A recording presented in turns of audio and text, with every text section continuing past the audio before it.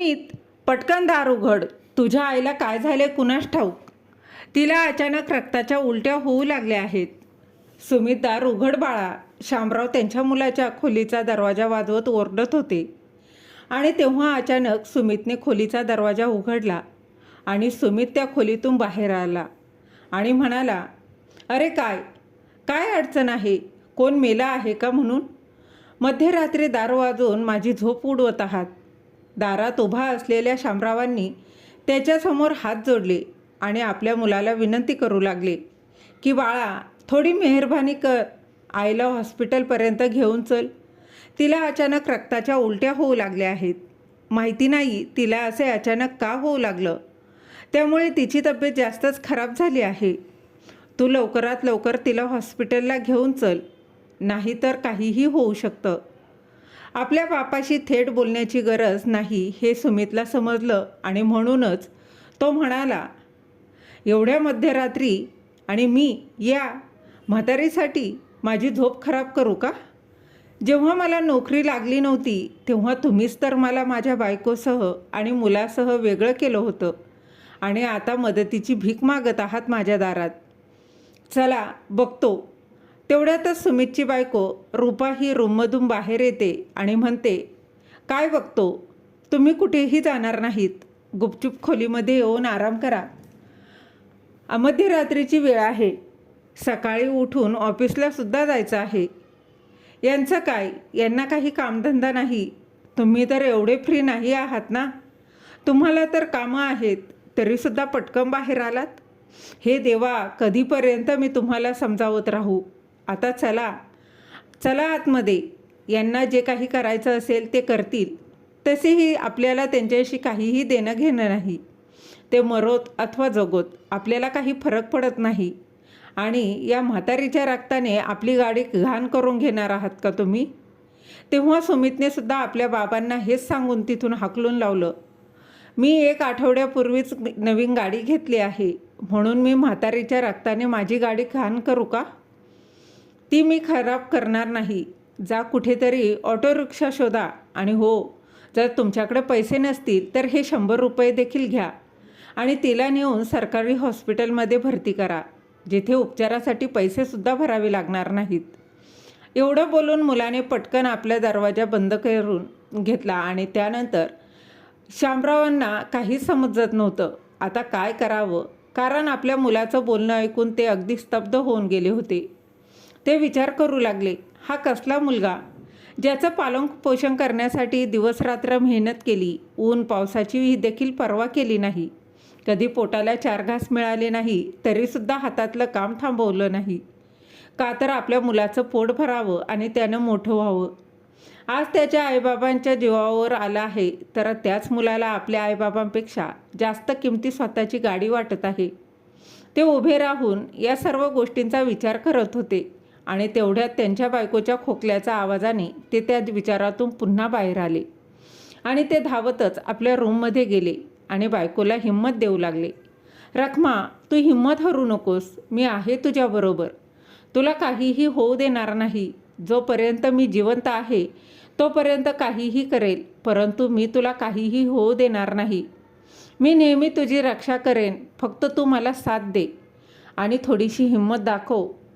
तू फक्त 2 मिनिट थांब, मी येतो. एवढं बोलून शामरावजी आपल्या घरातून धावतच कोणाची तरी मदत मागण्यासाठी बाहेर पडले. जेव्हा ते घरातून बाहेर पडले तेव्हा ते इकडे तिकडे फिरू लागले आणि पाहू लागले की कोणी मदतीसाठी कोणाला बोलावू.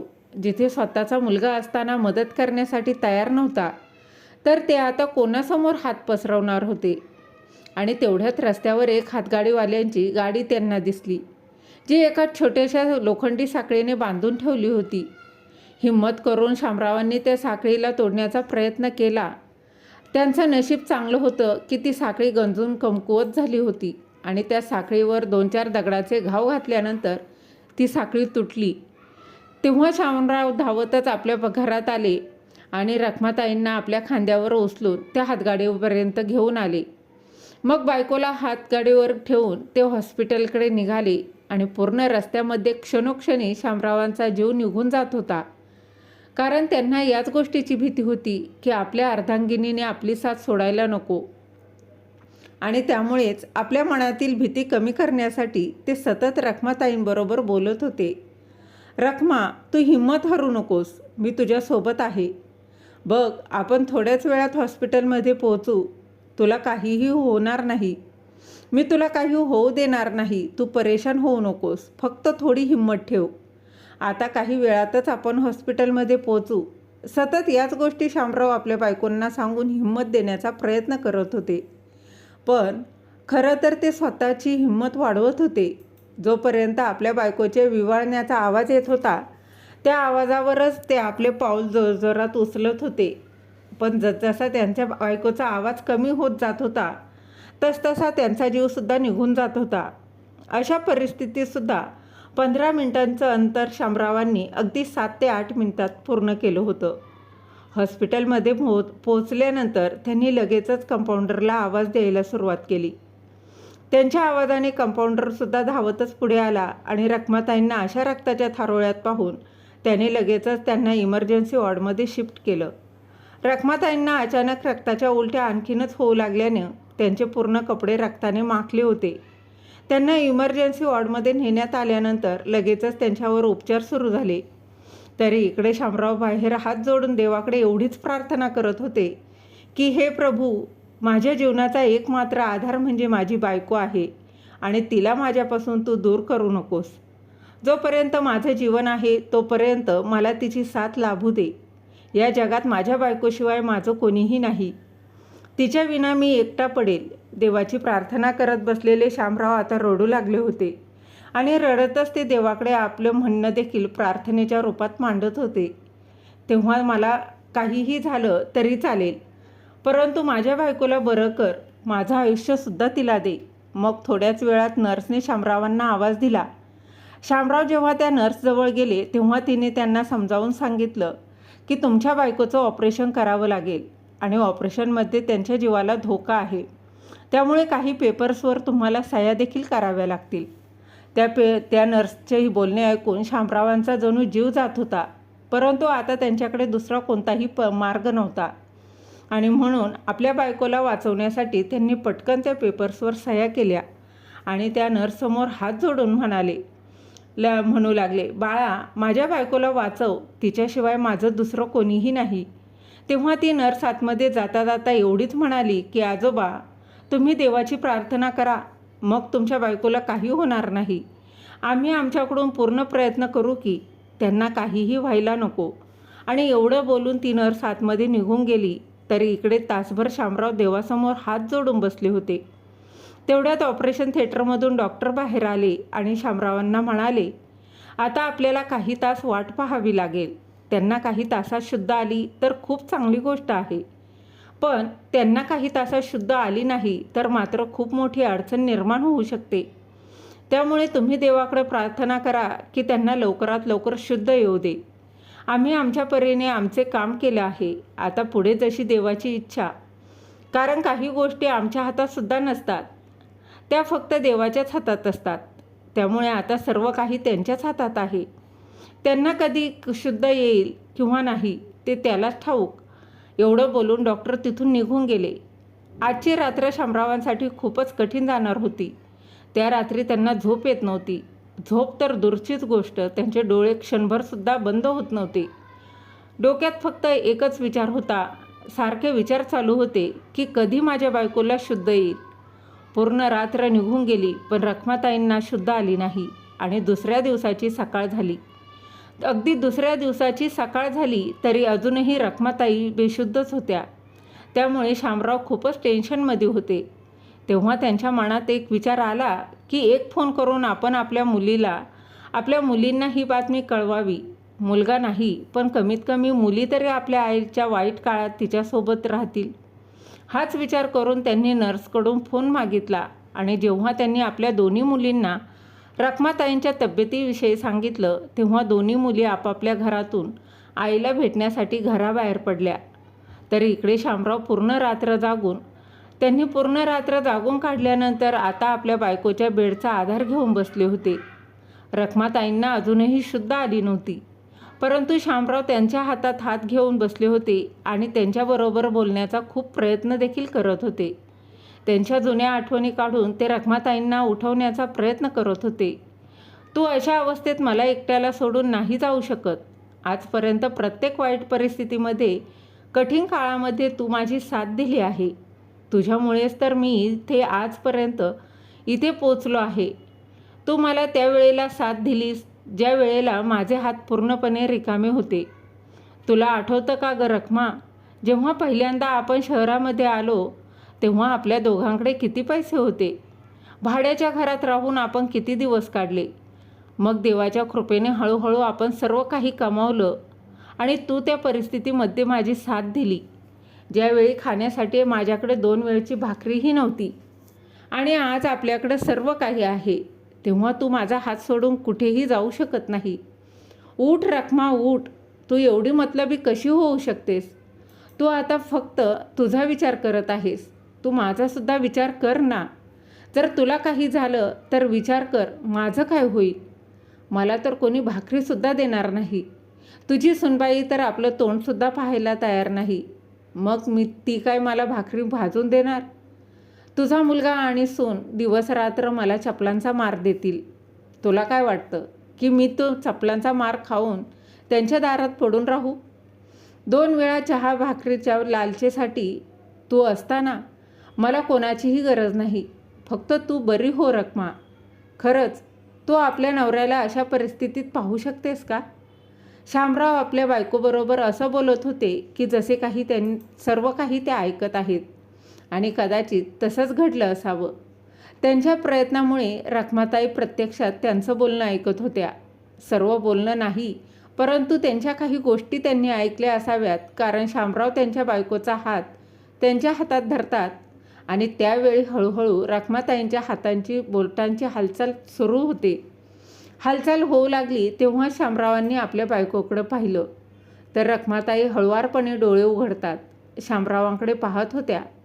त्यांच्या डोळ्यातून अश्रू होते, कारण शामराव रडत रडतच आपल्या बायकोबरोबर या सर्व गोष्टी बोलत होते.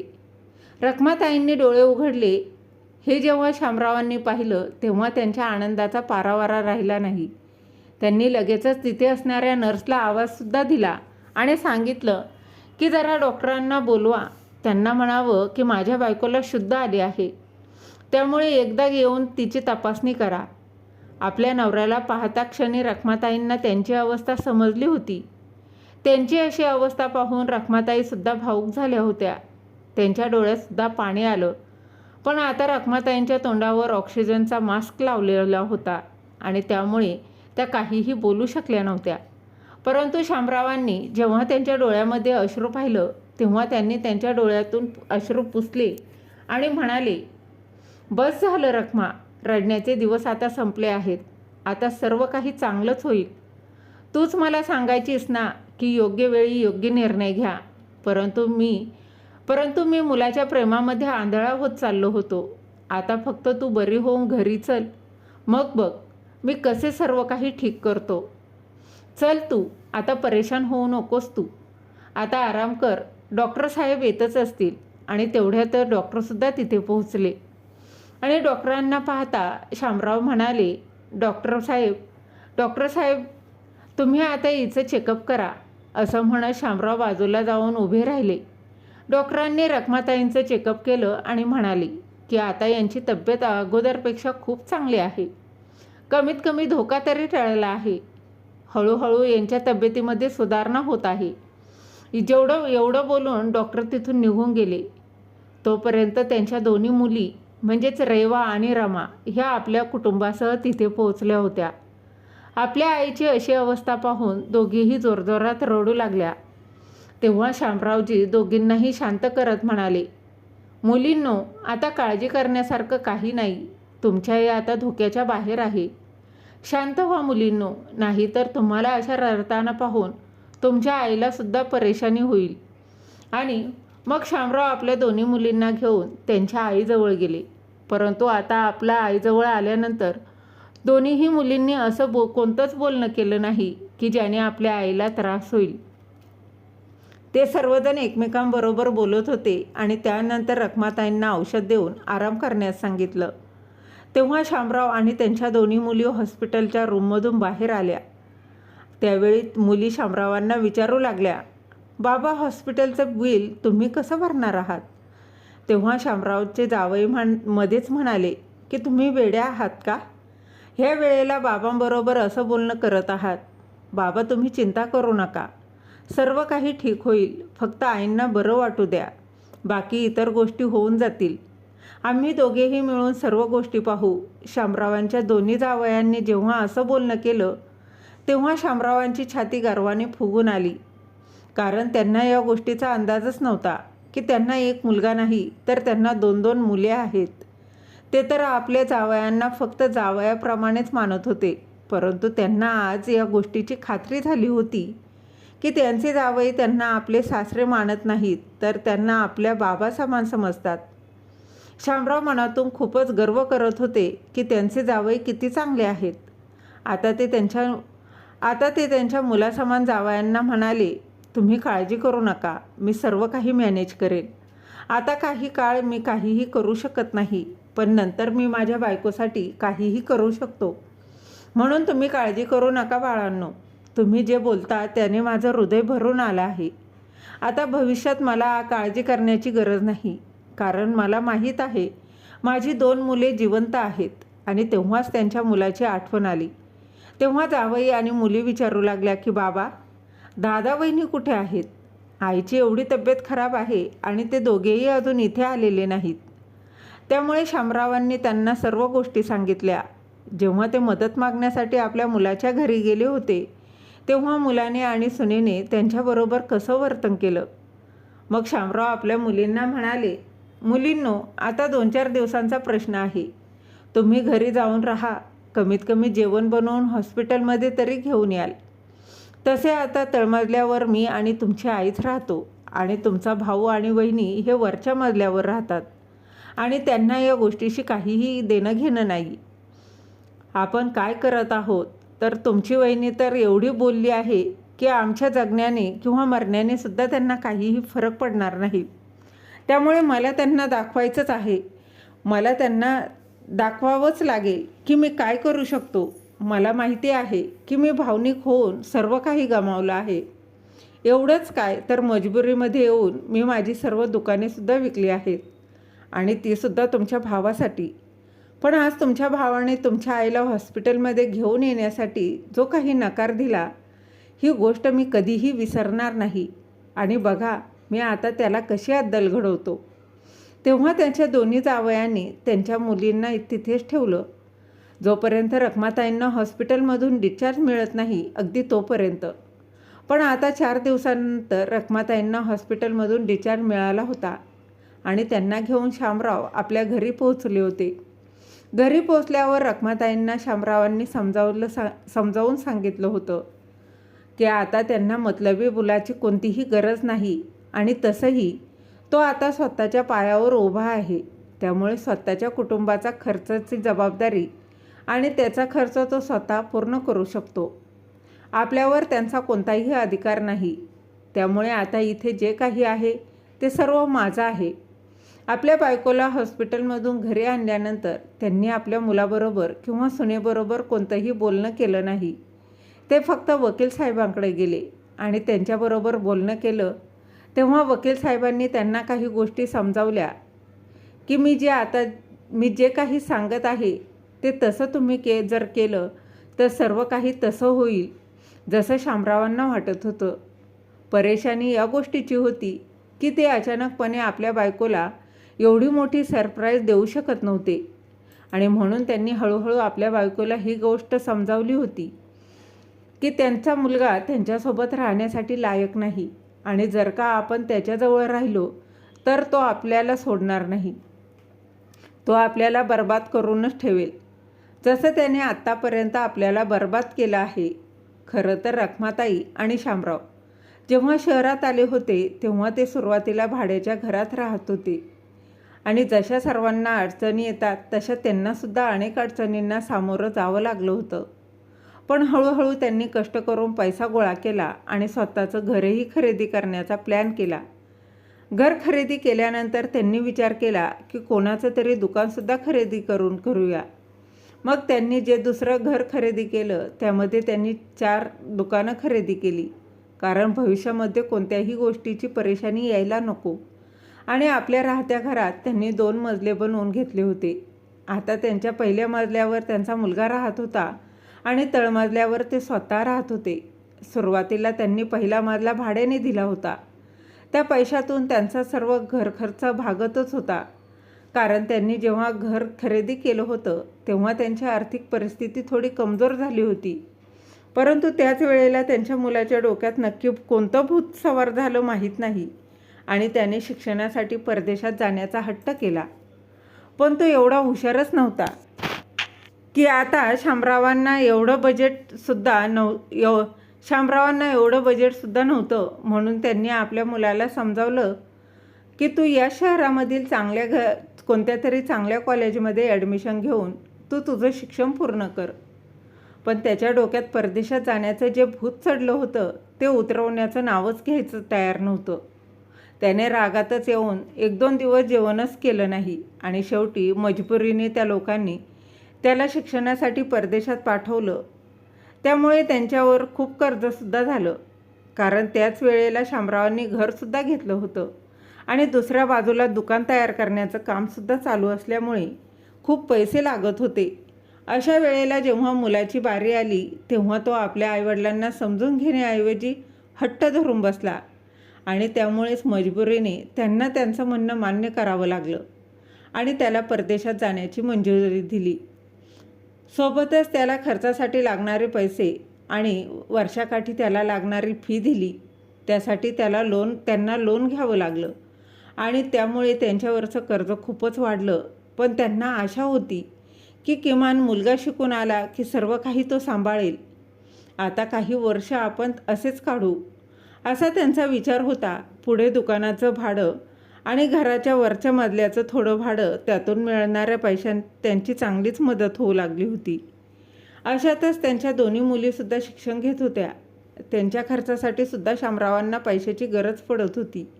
पण कसं तरी करून त्यांनी आपल्या मुलाचं आणि मुलींचं शिक्षण पूर्ण केलं. मग त्यांनी आपल्या मुलीच्या लग्नासाठी विचार करण्यास सुरुवात केली. तेव्हा त्यांच्या मुलींचासुद्धा या गोष्टीवर होकार होता. म्हणून शामरावांनी लगेचच आपल्या दोन्ही मुलींची लग्न केली आणि लग्नानंतर त्यांच्या दोन्ही मुली आपापल्या कुटुंबात खूपच आनंदी राहत होत्या. त्यानंतर त्यांचा मुलगा घरी परतणार होता. तेव्हा त्यांना आशा होती की शहरात त्याला चांगल्या प्रकारची नोकरी मिळेल. तो इथे नोकरी करेलच. जिथे नोकरी करेल त्याला चांगला पगारसुद्धा मिळेल असं त्यांना वाटत होतं. परंतु तो शिक्षणामध्ये चांगला नव्हता. त्यामुळे परदेशातून आल्यानंतर त्याला घरीच बसून फुकट खाण्याची सवय पडली होती. मग शामरावांना असं वाटू लागलं की त्याचं लग्न केल्यानंतर तो काहीतरी कामधंदा तरी करेल. परंतु त्याचं लग्न करून दिल्यानंतरसुद्धा तो घरीच पडून उरसायचा. उलट लग्नानंतर तो आता हळूहळू कमी लोकांच्या संगतीत येऊन जुगारामध्ये पैसे लावू लागला होता. परदेशात तर तो फक्त आपल्या आईबाबांचे पैसे उडवण्यासाठी गेला होता. त्याला मौज मजा करायची होती, म्हणूनच तो आपल्या आईबाबांपासून दूर गेला होता. आता तो खूप वेळ जुगारामध्ये गुंतलेला असायचा. तेव्हा त्याच्या वडिलांनी शामरावांनी त्याला खूप वेळा समजवण्याचा प्रयत्न केला की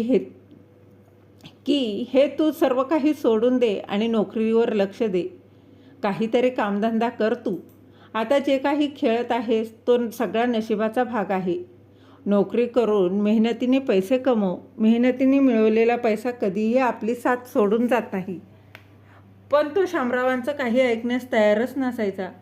तो तर त्याच्या बायकोचंही सर्व हट्ट पूर्ण करत होता, कारण तो जेव्हा केव्हा पैसे जिंकून यायचा त्यातच तिला आनंद वाटायचा. जुगारामध्ये जिंकून यायचा तेव्हा तो आपल्या बायकोसाठी महागडे गिफ्टही घेऊन यायचा. तर कधी तो तिला कुठे फिरायला घेऊन जायचा, तर कधी शॉपिंगला. या सर्व गोष्टींमुळे त्याची बायको खूपच खुश होती. पैसा कुठून येतो, तो कसा येतो, चुकीच्या मार्गाने येतो की चांगल्या मार्गाने, याच्याशी त्याला काहीही देणं घेणं नव्हतं. पण आता शामरावांच्या डोक्यावरून जेव्हा पाणी जाऊ लागलं तेव्हा ते आपल्या मुलाला म्हणाले की तू तुझ्या बायको आणि मुलांना घेऊन आमच्यापासून वेगळा होऊन घराच्या वरच्याच मजल्यावर राहा. त्यांनी हा विचार करून त्याला वेगळं राहण्यास सांगितलं की तो आपल्या मुलांचा विचार करून तरी काम करू लागेल. त्यामुळे त्याला त्याच्या जबाबदारीची जाणीव होईल. परंतु नाही, त्याला या गोष्टीची काहीच समज आली नाही. उलट जेव्हापासून त्याला वेगळं राहण्यास सांगितलं तेव्हापासून त्याची मिळकत ठप्प झाली होती. कर्ज काढून तो दिवस काढत होता, पण कर्जाची परतफेड न केल्यामुळे कर्ज देणारी माणसं घरी येऊ लागली होती. अशातच पुत्रप्रेमामुळे त्यांची 2 दुकानं एक एक करून विकली गेली. तरीही शामराव घर चालवतच होते, पण आता गोष्ट त्यांच्या हातामध्ये राहिली नव्हती. म्हणून त्यांनी आता अशा मुलाची साथ द्यायची नाही असं अगदी मनोमन ठरवलं. कारण त्याला आपल्या आईवडिलांविषयी थोडंसुद्धा प्रेम नाही. तो तर आपल्या आईबाबांच्या मरणाची प्रार्थना करत आहे. त्यांना समजलं की आपल्या मुलाला आपल्या मरणाने काही फरक पडणार नाही. मग त्याच्यासाठी आपण धडपड का करावी? आईबाबांचे जे काही कर्तव्य असतात ती कर्तव्य तर आपण अगदी पूर्ण केली आहेत. त्याला चांगले शिक्षण दिलं कारण की त्यांनी या जगात स्वतःच्या पायावर उभं राहावं. त्याचे लग्न करून दिलं, एवढंच काय तर त्याच्या कुटुंबाचं पालनपोषण करण्याची जबाबदारीसुद्धा पार पाडली. परंतु या सर्व गोष्टी करून त्याला काहीही फरक पडत नाही. तो खूप स्वार्थी होता. त्यामुळे शामरावांनी सुद्धा आता निर्णय घेतला होता की आपण सुद्धा स्वार्थी बनूया. आपण स्वतःचा आणि आपल्या बायकोचा विचार करूया. आपल्या वाईट वेळी ज्यांनी आपल्याला मदत केली आपण त्यांच्याबरोबर राहूया. आता आपण आपल्या मुलाला चांगलीच अद्दल घडवूया. कारण तो जे काही वागला आहे त्याची शिक्षा त्याला नक्कीच मिळायला हवी. आता त्यांच्या मुलाविषयी त्यांच्या मनात कोणतीही प्रेम भावना राहिली नव्हती. कारण ज्या मुलाने मरणाच्या दारात उभ्या असलेल्या आईला पाहूनसुद्धा एकदाही हॉस्पिटलमध्ये घेऊन गेला नाही किंवा पाहण्याचं कष्टही घेतले नाहीत, आणि जिने आपल्याला जन्म दिला त्या आईला तो हॉस्पिटलमध्ये घेऊन जाण्यासाठी तयार झाला नाही, त्या मुलाबरोबर आपण नातं ठेवायचं तरी कशाला? असे जेव्हा शामरावांनी आपल्या बायकोला म्हणजेच रखमाताईंना समजावलं तेव्हा त्यांनासुद्धा ही गोष्ट पटली. मग त्यानंतर शामरावांनी वकील साहेबांना आपल्या घरी बोलवलं आणि मुलालासुद्धा बोलावून घेतलं. जेव्हा मुलगा खाली आला तेव्हा काही दिवसापूर्वी शामरावांनी बनवलेलं फर्मान वकील साहेबांना आपल्या मुलांना ऐकवण्यास सांगितलं. मुलाला ऐकवायला सांगितलं कारण शामरावांनी आपल्या बायकोची अवस्था पाहून आपले वारसपत्र बदलून घेतलं होतं.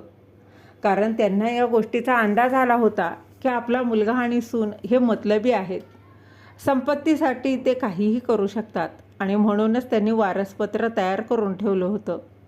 वकील साहेबांनी ते वारसपत्र वाचून दाखवण्यास सुरुवात केली आणि त्यात त्यांनी स्पष्टपणे उल्लेख केला होता की माझा आणि माझ्या बायकोचा मृत्यू जर आकस्मिकरित्या झाला किंवा आम्हाला कोणतेही आजार झाले आणि आमच्यावर उपचार न होताच आमचा जर मृत्यू झाला तर आमची सर्व संपत्ती एखाद्या अनाथाश्रमाला किंवा वृद्धाश्रमाला दान करावी. आणि जर का आमच्या मुलींनी आमची सेवा केली तर त्यांनी आमची सेवा केली या कारणाने आमच्या मृत्यूनंतर दोन्ही मुलींमध्ये समान संपत्तीची वाटणी करावी. आणि जर का माझ्या मुलींनी आमची सेवा केली तर त्यांना त्यांचे संपत्तीतला हिस्सा मिळावा. माझ्या मुलाला माझ्या संपत्तीमधील 1 फुटकी कवडीसुद्धा देण्यात येऊ नये. या सर्व गोष्टी त्यांच्या मुलाच्या समोरच त्याला ऐकवण्यात आल्या होत्या. आणि शामरावही असे म्हणाले की आज संध्याकाळपर्यंत तू माझं घर खाली कर. तू तुझं सामान आणि तुझी चकमकती ती गाडी घेऊन इथून बाहेर पडायचं. जर उद्या सकाळी तुझं तोंड मला माझ्या घरात दिसलं तर मी पोलिसांना सांगून तुला असाच प्रसाद देईल की तो तुला आठवणीत राहील. आणि ही तुझी बायकोसुद्धा मला इथे उद्या दिसायला नको. नाही तर तू बसण्याच्या लायकसुद्धा राहणार नाहीस. आता आपल्या बाबांनी आपल्या सर्व संपत्ती आणि मुलींना देण्याचं ठरवलं आहे. ही गोष्ट त्याच्या पचनी पडत नव्हती, पण तो काहीच करू शकत नव्हता. आता एक राहिलेलं दुकानसुद्धा शामरावांनी आपल्या मुलाकडून स्वतःकडे घेतलं. कारण त्या दुकानाच्या मदतीने त्यांच्या मुलाने गाडी खरेदी केली होती. अशा प्रकारे शामरावांनी आपली सर्व प्रॉपर्टी आपल्या ताब्यात घेतली होती आणि आपल्या मुलाला त्याची लायकी दाखवून दिली होती. त्याचं कर्तृत्व किती आहे तो ज्या गाडीविषयी बोलत आहे ती गाडीसुद्धा त्याने आपल्या बाबांच्या दुकानातील पैशांच्या जोरावर घेतली होती. एवढंच नाही तर ज्या घराचा दरवाजा त्याने आपल्या बाबांच्या तोंडावर बंद केला होता ते घरसुद्धा त्याच्या बाबांनीच बनवलेलं होतं. त्यानंतर त्यांनी आपल्या मुलाला खूप गोष्टी समजावून सांगितल्या आणि आपल्या मुलाला खूप गोष्टी ऐकवल्याही. मग दुसऱ्या दिवशी सकाळी शामराव त्यांचा दरवाजा ठोठवणार होते, परंतु त्यांना आठवलं की मागच्या वेळेस आपण दरवाजा ठोठावला होता तेव्हा त्यांच्या मुलाने आणि सुनेने त्यांच्याबरोबर कसं वर्तन केलं होतं. म्हणून त्यांनी स्वतः दरवाजा वाजवला नाही तर पोलिसांना फोन केला आणि आपल्या घरी बोलावून घेतलं. जवळच पोलीस स्टेशन असल्यामुळे पोलीससुद्धा लवकरच त्यांच्या घरी पोहोचले. पोलिसांनी जसा दरवाजा वाजवला व आवाज दिला तसा सुमित दरवाजा उघडून दरवाजातच उभा राहिला. तेव्हा पोलिसांनी त्यांना सांगितलं की एका तासामध्येच तू हे घर खाली कर, नाहीतर आम्हाला तुझ्यावर कारवाई करावी लागेल. तेव्हा मोठ्या गुरमीतच सुमित पोलिसांना म्हणाला, तुम्हाला जे काही करायचं असेल ते करा. हे घर माझ्या बापाचं आहे आणि माझ्या बापाच्या संपत्तीवर मुलाचाही तितकाच हक्क असतो आणि मी त्यांचा एकुलता एक वारस आहे, म्हणून त्यांच्या पूर्ण संपत्तीवर माझाच हक्क आहे. त्याचं हे बोलणं ऐकून पोलिसांना खूप राग आला. त्यांनी त्याची कॉलर पकडली आणि त्यांना शिडीवरूनच खाली खेचत आणलं. तेव्हा त्याच्या मागे मागे त्याची बायकोसुद्धा खाली आली. तेव्हा शामराव आणि रखमाताईंनी समोरच पोलीस त्याला म्हणाले, हा फक्त ट्रेलर होता. जर 1 तासाच्या आतमध्ये तू घर खाली नाही केलंस तर मग बघ काय होईल. आत्तापर्यंत पोलिसांनी फक्त त्याला खेचत खाली आणलं होतं. अजून पोलीस हिसका दाखवायचा बाकी होता. पण एवढ्यातच सुमितची सर्व मस्ती निघून गेली होती.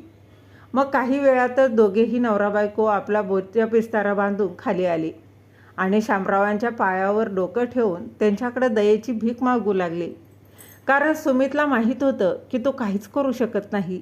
आजपर्यंत तो आपल्या बाबांच्या पैशावरच उडत होता. पण आता लाख वेळेला माफी मागूनसुद्धा शामराव त्याला माफ करण्यास तयार झाले नव्हते. त्यांचं मन जणू काही दगडाप्रमाणे झालं होतं. त्यामुळेच त्या दगडावर कितीही डोकं आपटलं तरीही त्याला काही फरक पडत नव्हता.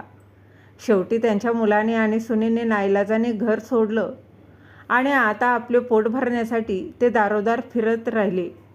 त्यांचा कामचुकार मुलगा, ज्याला काहीही काम करायचं नव्हतं, पण आता त्याला ही गोष्टसुद्धा समजली होती की धडधाकट लोकांना लोक भीकसुद्धा देत नाहीत.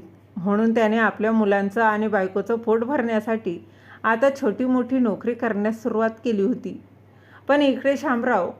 परंतु इकडे शामराव आपल्या बायकोसोबत मोठ्या आनंदाने आपले आयुष्य जगत होते.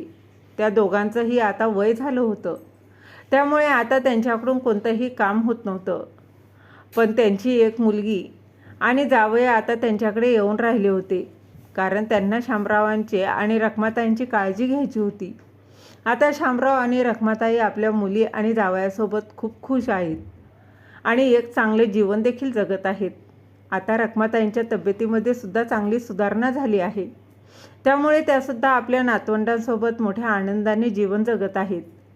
पण एका आईचं हृदय हे कधीही आपल्या मुलाला विसरू शकत नाही.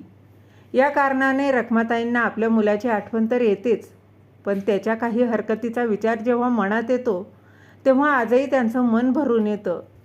पण शामराव रखमाताईंना आधार देऊन उरलेलं आयुष्य सुखाने जगण्याचा सल्ला देतात. तर अशा तऱ्हेने ते दोघेही वयोवृद्ध एकमेकांचा आधार बनून शेवटच्या काळातसुद्धा आनंदाने जीवन जगत आहेत. तर मग मित्र आणि मैत्रिणींनो, शामरावांनी आपल्या मुलाला शेवटची संधी देऊन त्याला माफ करायला हवं होतं का, की त्याला मिळालेली शिक्षा योग्यच आहे? याविषयी तुमचं काय मत आहे? आपण म्हणतो ना, मुलगाच वंशाचा दिवा असतो, पण असं काही नसतं. मुलापेक्षा मुलगी बरी, दिव्यापेक्षा पंथी बरी, ही म्हण इथे आता लागू पडते. त्यामुळे मुलाला ज्यावेळेस जे शिक्षण द्यायचं आहे, जे संस्कार घ्यायचे आहेत, जिथे कामाला लावायचं आहे, ते सर्व काही त्या वयातच केलं पाहिजे आणि तरच आपल्या हातात काहीतरी उरतं. नाहीतर आपल्याला त्यांच्यावर अवलंबून राहावं लागतं. तर मग मित्र आणि मैत्रिणींनो, तुम्हाला आजची ही कथा कशी वाटली? कथा आवडली असल्यास चॅनलला लाईक शेअर सबस्क्राईब नक्की करा आणि कथा ऐकल्याबद्दल सर्वांना धन्यवाद.